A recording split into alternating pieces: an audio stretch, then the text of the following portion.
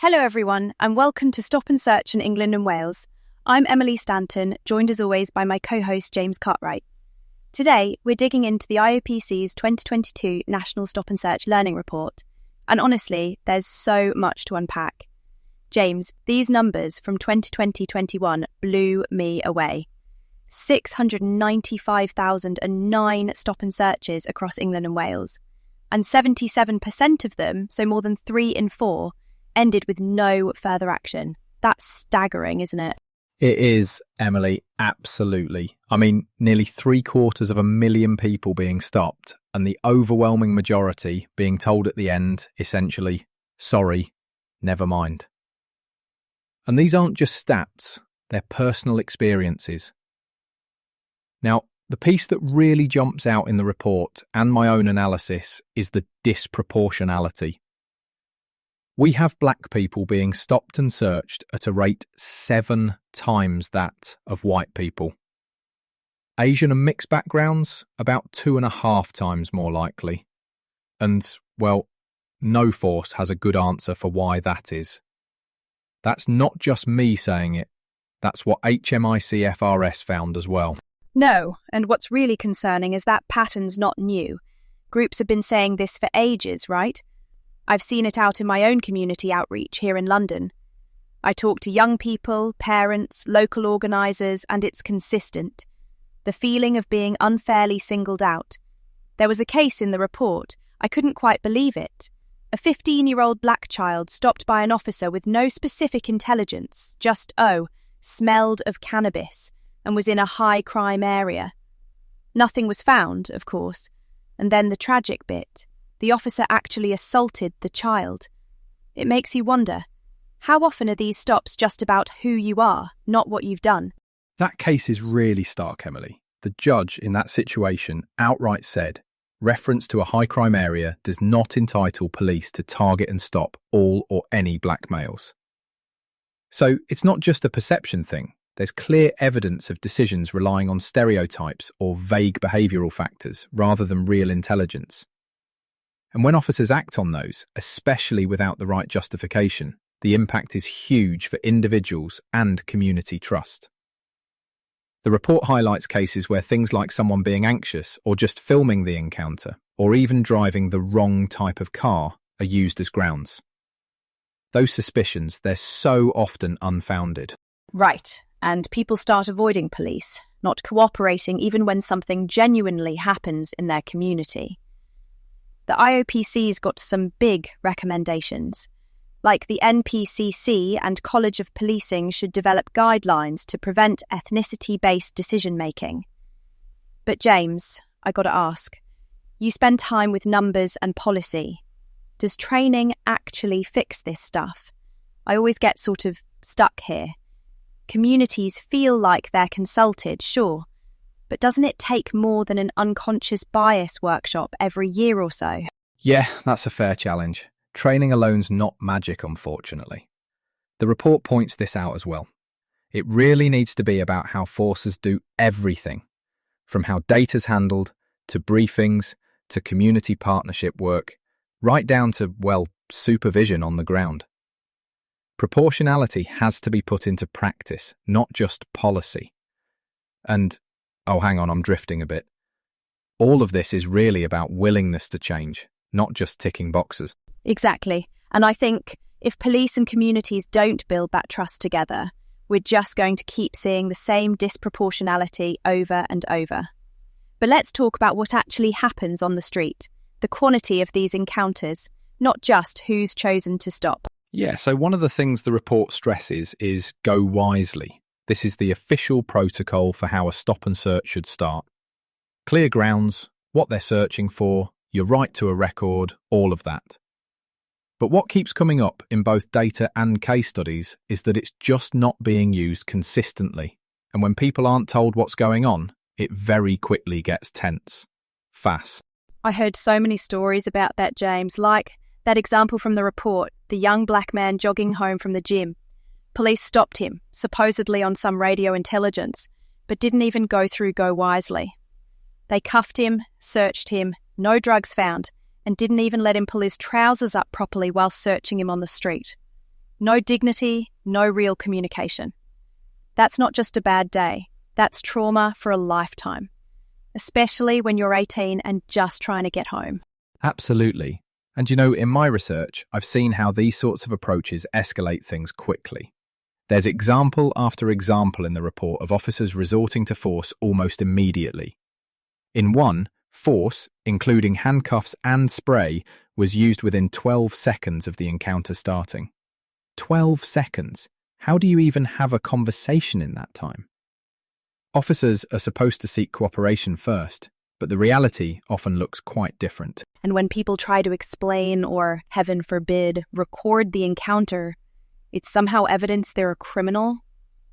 The report highlights officers saying, "Only people with criminal records film interactions." Or, honestly, some just being combative, even to a kid's grandmother who was worried her grandchild was being targeted. I mean, that's classic defensive policing, isn't it? Yeah, and that flips things very quickly from engagement to confrontation. The whole point of the Code of Ethics is that officers should report and challenge bad behaviour in their own ranks.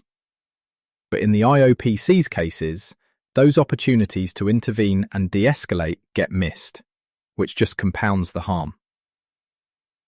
The report suggests regular supervision and refreshing officer training, especially in communication and de-escalation. But as we were saying, that only helps if the culture actually supports it. Well, and then there's the business of how stops end, another point from the report. If you don't find anything, you explain that and end it, right? Instead, sometimes, officers keep pressing, looking for something else. That fishing for more trouble makes people feel hunted, not protected. I remember, James, do you recall the bit about handcuffing compliant children and adults? I mean, it isn't just unnecessary, it's humiliating. Definitely. There's a strong recommendation in the report that forces should move away from routinely using handcuffs, especially before any resistance has even happened. Too often, officers cite the possibility of assault as a reason, but the data shows disproportionate use of force, especially against black individuals. The report even notes black people are up to 8 times more likely to be compliant and still get cuffed. That's a staggering disparity, and it doesn't match the rates of resistance cited. And not for nothing, it's these kinds of incidents that create lasting community resentment. When I've been out at local meetings after these cases, you see the trust drain right out of the room. When people don't feel safe with police, no one wins. Not the community, not officers. The IOPC's push for forces to really monitor how stops happen and actually end them when suspicions are allayed is honestly the bare minimum for fixing this. But that ties back to one of the biggest challenges, transparency. Who's checking up on all this, and who's holding forces to account? Transparency really is at the heart of all of this, Emily. The report dives into a few glaring gaps. For one, a lot of forces aren't consistently recording when and how force is used during stops. Sometimes even the ethnicity or basic details about the people stopped aren't captured reliably. That makes it really hard for anyone, public or oversight groups, to see patterns and push for change. Yeah, and on vehicle stops specifically, it's not just that there's no required national recording for Section 163 stops. It's that most of the time, the ethnicity of who gets pulled over isn't logged at all. With that kind of gap, how are we supposed to know if, say, black men are getting stopped more often in certain areas?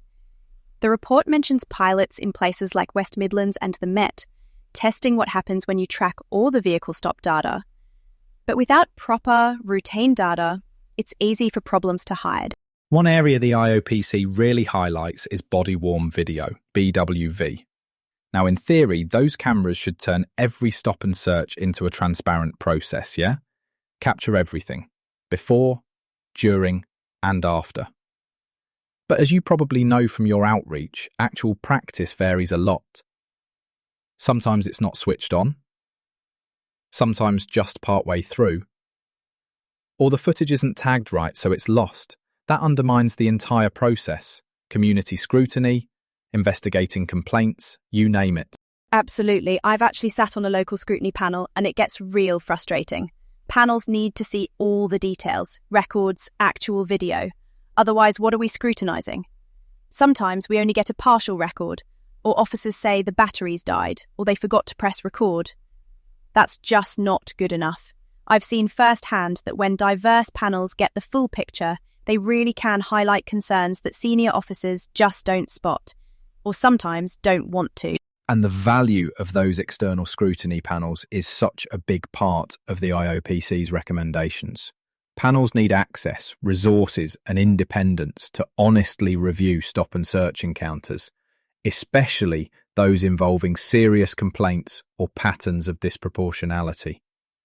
If done right, scrutiny panels empower the community, not just tick another box for police. But, like the report says, too often panels don't reflect the community. Sometimes they're just a couple of retired folks, not the young people actually most affected. Yeah, it's such a big difference when you get lived experience in the room. Once, someone shared about repeated stops as a teenager, and you could see it shake everyone into understanding. These are real harms, not just statistics. If oversight gets stronger and transparency around body-worn video, data, and officer behaviour improves, we might see some real cultural change take root. But, like we keep saying, it's not enough to just record things. It's about acting on what that evidence shows. Couldn't agree more, Emily. There's no accountability without proper oversight, and until every stop and search is backed up by clear records, real supervision and robust scrutiny by the communities involved, the same issues, disproportionality, excessive force, lack of trust, will keep coming back. But the roadmap is there, and now it's really about pushing for police and policymakers to deliver on these recommendations. Absolutely. That's a good place to wrap for today. We'll keep tracking these reforms and the real-world impacts. There's so much more to talk about as changes roll out. James, thanks as always for sharing your insights. Thank you, Emily. And thank you to everyone listening in. If you've got questions or stories of your own, we'd love to hear from you. For now, take care, and we'll see you next time. Bye for now.